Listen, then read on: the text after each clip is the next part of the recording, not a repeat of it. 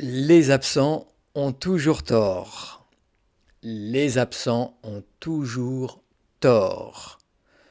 C'est une sentence qui, bien évidemment, s'applique à Sakina Karchaoui, l'internationale française, qui était absente pour ce match de cette 20e journée de Première Ligue Arkema qui s'est déroulée hier, la Première Ligue Arkema étant le nom du championnat de France. Donc le club de la capitale qui recevait pour cette 20e journée. On est donc à 3 journées de la fin de la saison régulière pour le championnat de France. Donc le sprint final est lancé, bon, depuis un certain temps, mais il est véritablement lancé.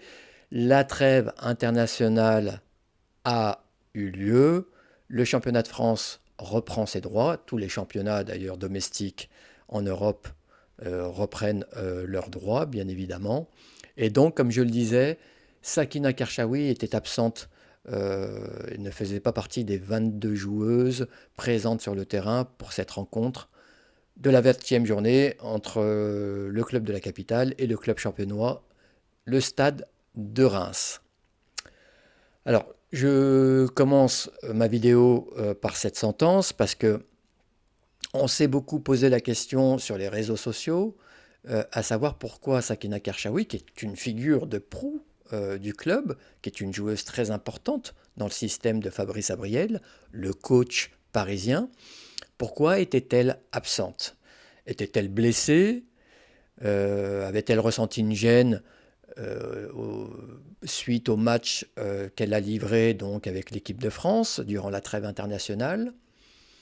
Ou bien était-ce, comme beaucoup de gens semblent le penser, était-ce dû à ses déclarations tapageuses vis-à-vis de son coach parisien? C'est vrai qu'elle n'a pas fait dans la dentelle, elle a livré une interview dans laquelle elle, elle évoque ses états d'âme, une certaine forme de malaise, on va dire, dans sa relation avec le coach Fabrice Abriel, regrettant au passage le départ l'année dernière de Jocelyn Prêcheur, donc l'ancien coach, qui a été démis de ses fonctions par le directeur sportif tellement décrié Angelo Castellazzi, le directeur sportif du Paris Saint-Germain.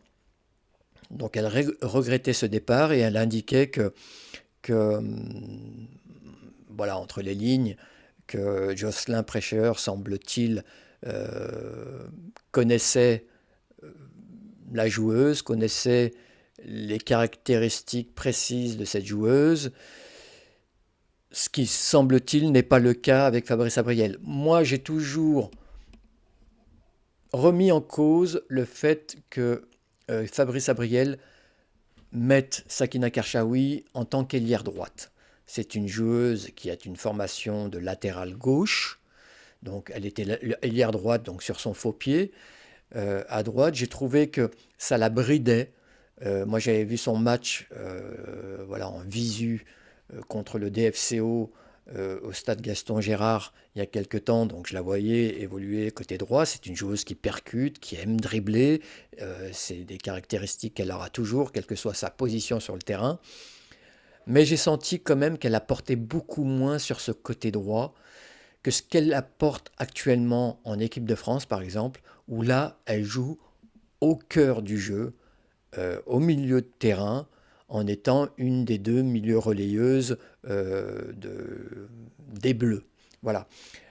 C'est vrai que ça fait longtemps que j'ai milité pour que Sakina Karchaoui, qui a une formation donc de latéral gauche, qui jouait en défense, qu'elle monte d'un cran sur le terrain, parce qu'elle n'a jamais eu cette fibre de défenseur.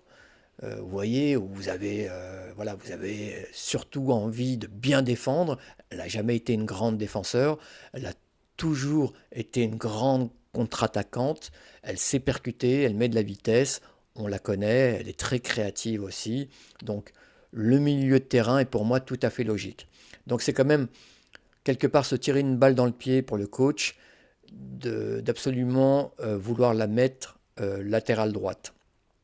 Par exemple, quand on voit dans le match, j'y reviendrai un peu plus tard, donc contre Reims, le fait que, certainement à cause de ses déclarations, même s'il s'en défend, Sakina Karchaoui a été écartée, ça a pu permettre à une joueuse comme Kanjinga, donc l'internationale congolaise, d'être titularisée. Elle a montré qu'elle était capable d'évoluer à ce poste et d'apporter énormément par sa vitesse, par ses débordements, par ses centres. Donc voilà une joueuse qui est faite pour jouer sur les ailes. C'est pas le cas de Sakina Karchaoui. Voilà, je voulais commencer un petit peu ma vidéo donc par cette polémique lancée sur les réseaux au travers des déclarations, encore une fois, allez, j'ai employé le mot de tapageuse, des déclarations quand même qui ont fait pas mal de remous au sein du club de la capitale. Je pense que c'est à cause de ça qu'elle a été écartée, encore une fois. Même si au début, on a pensé que c'était peut-être une blessure, mais beaucoup de comptes sur les réseaux sociaux qui sont spécialisés par rapport au club de la capitale ont indiqué que la joueuse était à 100% physiquement et qu'elle était tout à fait capable de jouer ce match. Donc pour moi, c'est à cause de ce qu'elle a dit dans son interview qu'elle a été finalement punie. On sait que Fabrice Abriel, ça on doit bien lui rendre, n'hésite pas à écarter ses stars quand il le faut. Il l'a fait avec Marie-Antoinette Katoto, il l'a fait surtout avec Grace Guillaureau pendant un certain temps, et là, semble-t-il, il le fait avec Sakina Karchaoui. Voilà, il veut garder la main sur le vestiaire, et je pense que pour lui, c'est nécessaire, ça a été nécessaire d'agir de cette façon. On va revenir donc sur le match. Bonjour à tous, on va commencer aussi par ça. Bonjour à vous tous, ravi de vous retrouver sur la chaîne Fatmir Football, la chaîne du foot féminin. Si vous aimez le foot féminin, abonnez-vous, n'hésitez pas. Ça fera vraiment plaisir, bien évidemment, mais ça donnera aussi beaucoup de force à la chaîne. On fait la promotion du foot féminin, on souhaite leur accorder un espace de communication qu'elles méritent tout à fait, ces footballeuses. Donc nous, on va s'y employer ici. On a besoin de votre concours, de votre support pour que cet objectif soit réalisé et que YouTube, hein, surtout, fasse monter la chaîne et la montre au plus grand nombre. Voilà comment ça se passe. Donc là, dans la vidéo, on va faire un décryptage. On va parler des schémas tactiques, comme d'habitude. On va parler des enjeux. On va dérouler le fil du match. Et puis enfin, restez bien avec moi jusqu'à la fin. On mettra quelques notes à quelques joueuses qui ressortent sur ce match. Pour le retour à la compétition, pour cette 20e journée, Fabrice Abriel, le coach parisien, met encore et toujours ce fameux 4-3-3. Donc tactiquement, on a une ligne défensive à plat avec 4 joueuses. On a donc côté gauche la jeune pousse du centre de formation parisien, donc Elimbi Gilbert. On a dans l'axe défensif, pour moi, les 2 meilleurs défenseurs du club, la sécurité sociale du PSG, incarnée par Gredje Mbok et puis Paulina Dudek, donc l'internationale polonaise. Donc Gredje Mbok et Paulina Dudek, c'est vraiment du très très lourd et il faut vraiment s'armer de courage pour pouvoir percer ce coffre-fort. Et côté droit, on part avec Elisa de Almeida. Bon, c'est pas vraiment là où elle joue le mieux, mais on sait qu'elle peut rendre de service de temps en temps. Elle le fait aussi en équipe de France. Donc voilà, Fabrice Abriel part avec cette joueuse. Milieu de terrain très très intéressant avec Jennifer Echegini, la Nigériane, et puis donc Jennifer Echegini et puis Grace Guillaureau en étant milieu relayeuse créatrice dans ce milieu de terrain, et puis juste devant la défense, Jackie Groenen, donc l'internationale néerlandaise. Là aussi, c'est du très très lourd en milieu de terrain. Et enfin, cette ligne d'attaque de 3 joueuses. Donc côté gauche, on a Romée Lechter. Généralement, elle joue plutôt côté droit. mais là, elle a joué côté gauche. On a donc son pendant à droite, donc Kanjinga, la merveille africaine. Alors je fais un petit jeu de mots, vous me pardonnerez, parce que merveille, c'est aussi le prénom de la joueuse. Donc merveille Kanjinga, donc côté droit. J'en ferai plus de ce niveau-là, hein, rassurez-vous, de jeu de mots. Et puis à la pointe donc de ce schéma tactique, Marie-Antoinette Katoto. Alors, ce que je peux dire vraiment, c'est que euh, on ne peut pas dire que le PSG n'a pas de profondeur de banc. Quand vous voyez quand même que vous vous privez volontairement de Corbin Albert, l'internationale américaine, qui n'est pas sur le terrain au coup d'envoi.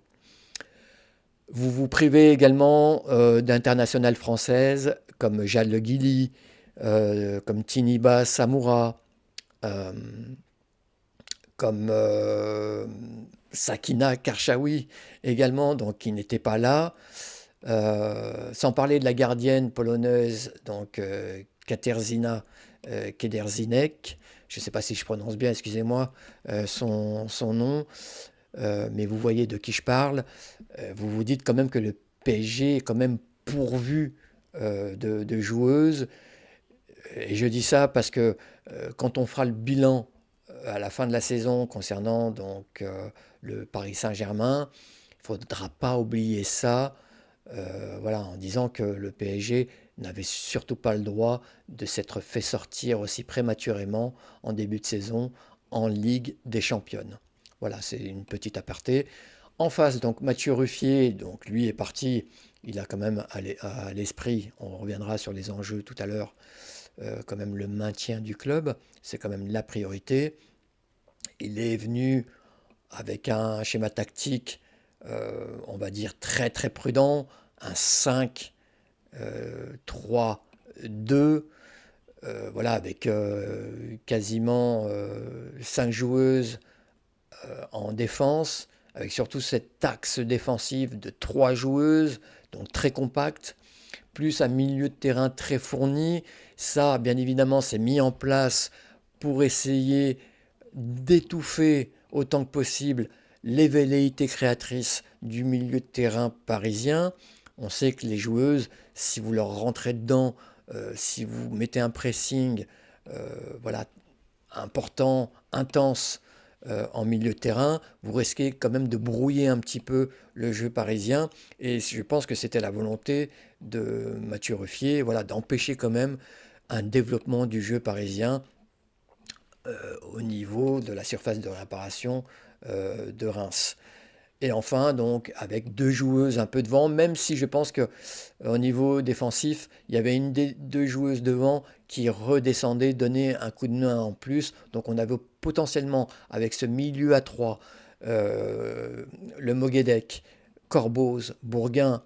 Donc, on avait l'apport de deux joueuses sur les ailes. Donc, la latérale droite, Boucli, et puis de l'autre côté, la latérale gauche, non, plutôt la latérale gauche, excusez-moi, Boucli, et puis la latérale droite, Guillaume, donc qui était aussi potentiellement là pour aider au milieu de terrain, plus une des deux joueuses devant, ça fait quasiment 6 joueuses donc qui se concentrent au milieu de terrain et qui doivent étouffer, donc encore une fois, le milieu de terrain adverse. Voilà un petit peu l'idée de Mathieu Ruffier.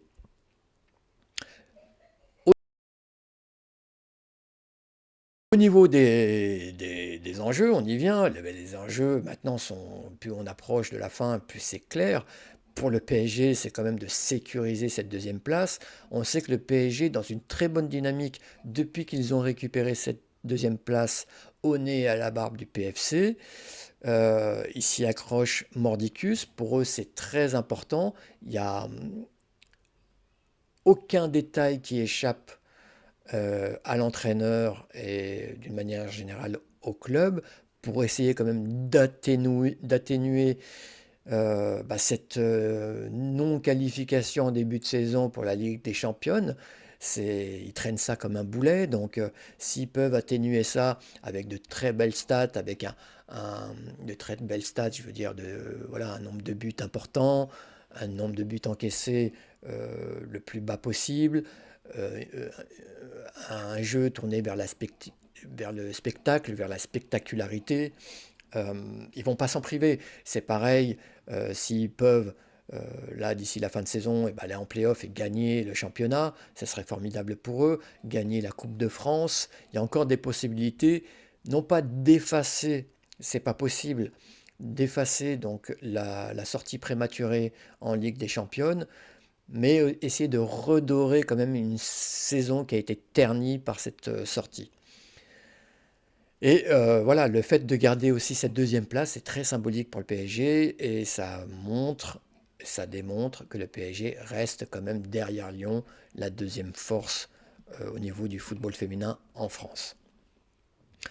Pour le club champenois, pour le Stade de Reims, là aussi c'est très simple. On est à 3 journées de la fin, c'est autant de finales à jouer pour se maintenir. Il n'y a pas d'autre solution. On sait que le départ d'Amandine Miquel, l'ancienne coach de Reims, a laissé un grand vide. Le coach provençal, Mathieu Ruffier, donc, est venu pour essayer de combler ce vide. Ça a été une saison très galère, on va dire, oui, très galère, même si il y a cette petite, on va dire, ce petit rayon de soleil avec le fait que le Reims ait bouté l'ogre lyonnais hors de la Coupe de France. On se souvient surtout des conditions dans lesquelles ces matchs s'est joué. Mais c'est vrai que Reims a quand même gagné contre Lyon en Coupe de France. Ça reste le miracle de la Coupe de France incarné par ce club de Reims. Mais en dehors de ça, ça a été une saison galère. Donc le maintien à l'esprit et rien d'autre. Allez, on va dérouler maintenant le fil de ce match, même si l'histoire était cousue de fil blanc. Le dénouement était cousu de fil blanc. Comment aurait-il pu en être autrement? Cette victoire du PSG était tellement prévisible. On sait que le PSG, depuis qu'ils ont récupéré cette deuxième place, bah, le club se sent pousser des ailes. Elles sont dans une dynamique de victoire très intéressante, avec des victoires éclatantes. Et voilà, semble-t-il, dans ce sprint final, elles volent de match en match et tiennent absolument à sécuriser cette deuxième place. Elles savent aussi, elles ont ça dans un coin de leur esprit, que le choc de cette 20e journée va se jouer donc dès samedi soir entre le PFC qui va se déplacer contre l'OL.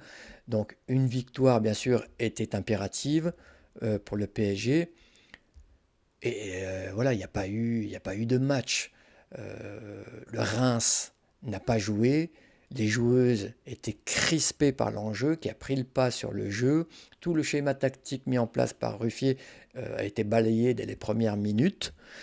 Et certes, bon, le Paris Saint-Germain a débloqué la situation via un coup de pied arrêté, suite à un corner tiré par Romé, excusez-moi, Romé Lechter sur la tête de Merveille Kanjinga. Voilà, mais derrière, après, le PSG a totalement déroulé et ça a été une vraie balade parisienne au cœur de cette soirée douce printanière. Voilà comment on peut résumer franchement le match. Voilà, comme je l'ai dit, les joueuses rémoises n'ont pas mis cette intensité au milieu de terrain. Elles étaient censées quand même étouffer la créativité du milieu adverse, empêcher notamment Grace Guillaureau et Jennifer Echegeni de prendre de la vitesse, d'alimenter les attaquantes sur les côtés. Il s'est rien passé de ça. En fait, Reims s'est contenté, on va dire, de rester arc-bouté devant la cage rémoise. Et dans ces cas-là, comme je l'ai dit, tout se débloque sur un coup de pied arrêté ou sur un exploit individuel d'une joueuse. Là, c'était un coup de pied arrêté. Puis derrière, après, Lechter a doublé donc la mise suite à un centre côté droit donc, de Kanjinga qui lui a rendu l'appareil. Donc passe décisive de Romé Lechter sur le premier but de Kanjinga. passe décisive de Kanjinga sur le deuxième but de Romé Lechter. Donc les choses sont très bien faites. Et puis troisième but, donc avant la demi-heure de jeu, à la 22e minute, donc Paulina Dudek qui marque un but, là encore sur un coup de pied arrêté, sur un coup franc tiré par Mélanie Lechter. Donc deux passes décisives, un but sur cette première mi-temps, voilà, qui met très bien le PSG, qui met le PSG dans des très bonnes conditions, 3-0 à la mi-temps, sans parler des deux poteaux touchés par Jennifer et Chegini, qui a vraiment survolé le milieu de terrain dans ce match, qui a fait ce qu'elle voulait dans ce milieu de terrain, inexistant, fantomatique. Donc elle s'est fait vraiment plaisir. Elle a profité du fait qu'elle était titularisée donc à la place de Sakina Karchaoui aussi pour envoyer un message au coach en disant qu'elle était bel et bien là et qu'il pouvait compter sur elle. Et puis donc deuxième mi-temps, rebelote, hein, dès la 52e minute, donc but de Jennifer Echegini, donc la joueuse pour moi du match, même si je crois que c'est Romé Lechter qui a été récompensé, qui là se fait son but toute seule, qui part du milieu de terrain, qui plonge côté droit et qui fusille donc d'un tir croisé la gardienne rémoise. 57e minute, enfin le but de Marie-Antoinette Katoto. On s'inquiète tous de la méforme qui s'étire quand même en ce moment concernant Marie-Antoinette Katoto, qui avait vraiment été invisible durant la trêve internationale, qui marque là son petit but, ça fait du bien. J'en reparlerai, donc je reparlerai de Marie-Antoinette Katoto dans les notes, donc restez bien encore une fois avec moi jusqu'à la fin. Et puis enfin, donc le dernier but qui arrive donc en toute fin de match à la 88e minute avec Romé Lechter qui a été donc replacé côté droit par le jeu des remplacements, qui est passé côté droit. Elle était côté gauche au début du match, elle est repassée côté droit. Et là, sur une passe donc dans le dos des défenses, de la défense adverse, Romé Lechter a pu se montrer donc seul face à la gardienne et la fusiller avec un tir également croisé. Voilà, deuxième but de la soirée pour elle, huitième but de la saison pour Romé Lechter.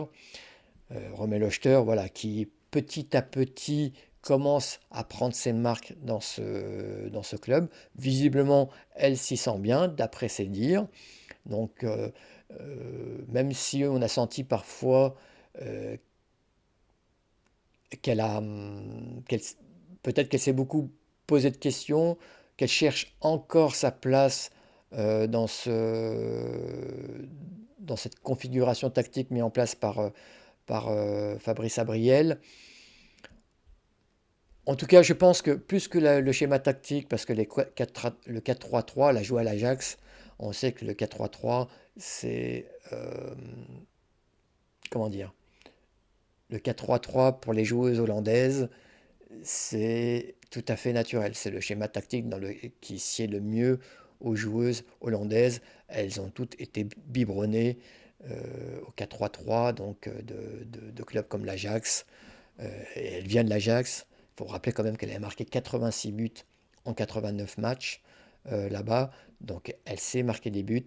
Elle connaît ce schéma-là. Je pense que c'est surtout les interactions qu'elle peut avoir avec ses coéquipières, ses partenaires. Je pense que c'est là-dessus qu'elle se cherche encore, mais les choses vont dans le bon sens pour elle, et je pense que c'est une joueuse sur laquelle il faudra compter dans les années à venir, et c'est tant mieux pour le Paris Saint-Germain. Voilà, donc comme je l'ai dit, pour finir là-dessus, donc 6 buts à 0, le même score que sur les deux matchs précédents, donc on a 18 buts en 3 matchs en ce moment pour le PSG, donc qui est vraiment lancé dans ce sprint final, qui veut absolument garder cette deuxième place et qui fait tout pour. Voilà, donc une très belle balade, ça fait plaisir à tout le monde avait le sourire et tout le monde, je pense, va tranquillement voir le match entre l'OL et le PFC, donc samedi soir.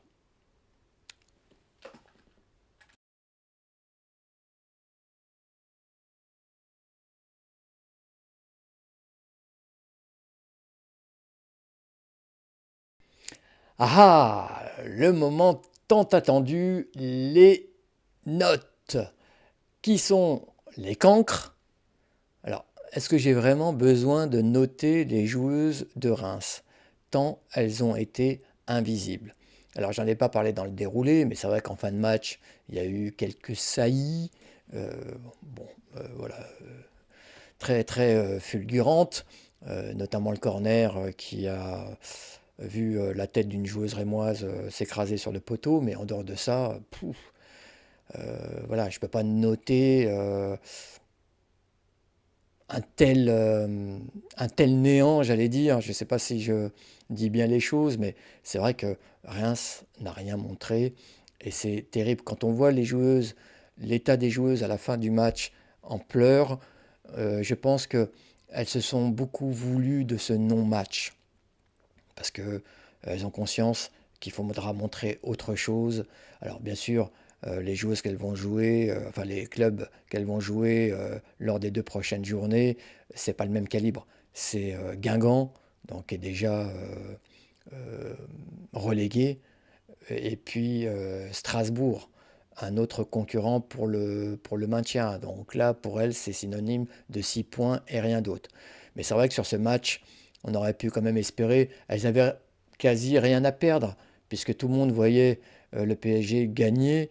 Autant, voilà, autant se lâcher. Et je pense que cette frustration, le fait qu'elle n'ait pas montré autre chose que ce néant, a beaucoup pesé sur la frustration qu'elles ont dû ressentir en fin de match et sur le fait qu'il y ait beaucoup de joueuses qui aient pleuré. Donc, force à vous, Rémoise, montrez-nous autre chose. Le combat n'est pas fini, le maintien est toujours possible. Donc, à vous de jouer, le ballon est dans votre camp. Donc, voilà, il n'y a plus qu'à.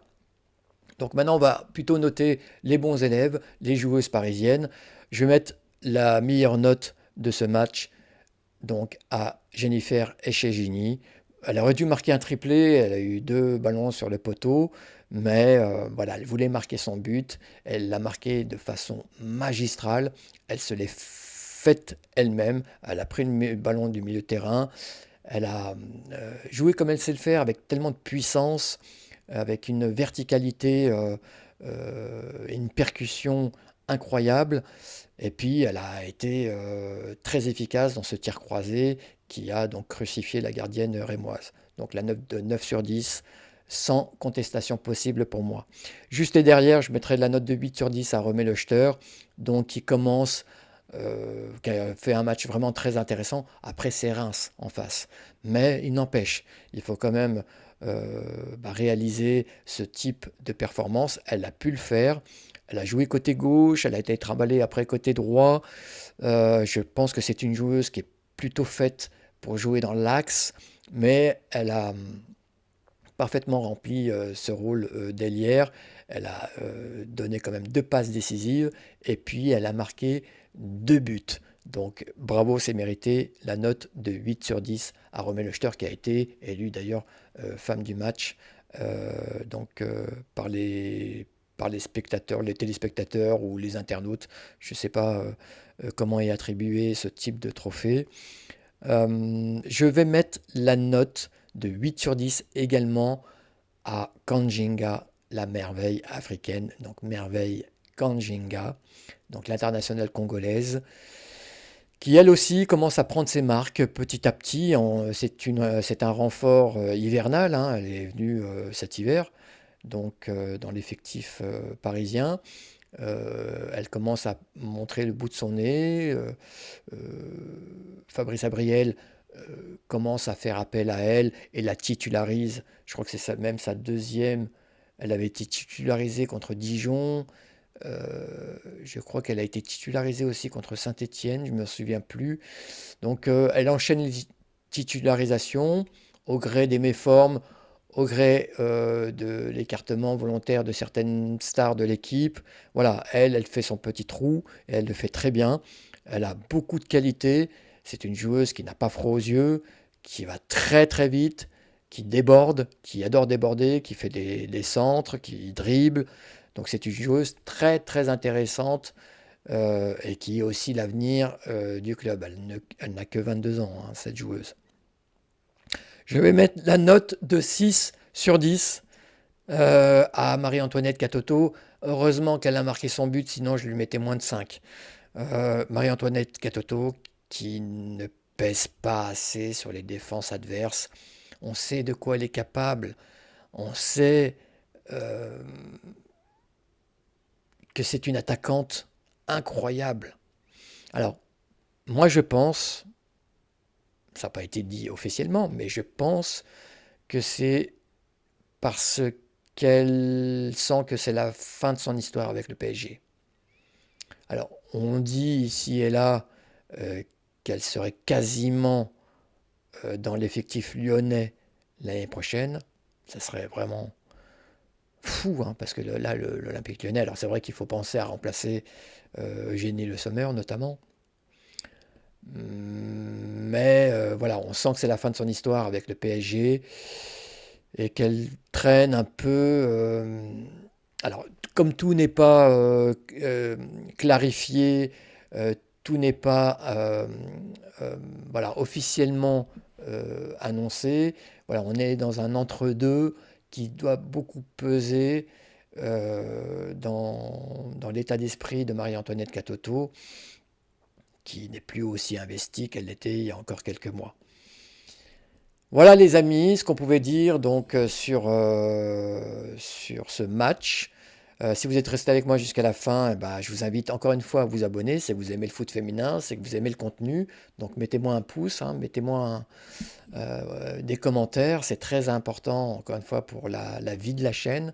Participez donc aussi au développement de cette chaîne, c'est très important. Je vais vous souhaiter donc le meilleur pour la suite. Bonne continuation. Va va voum!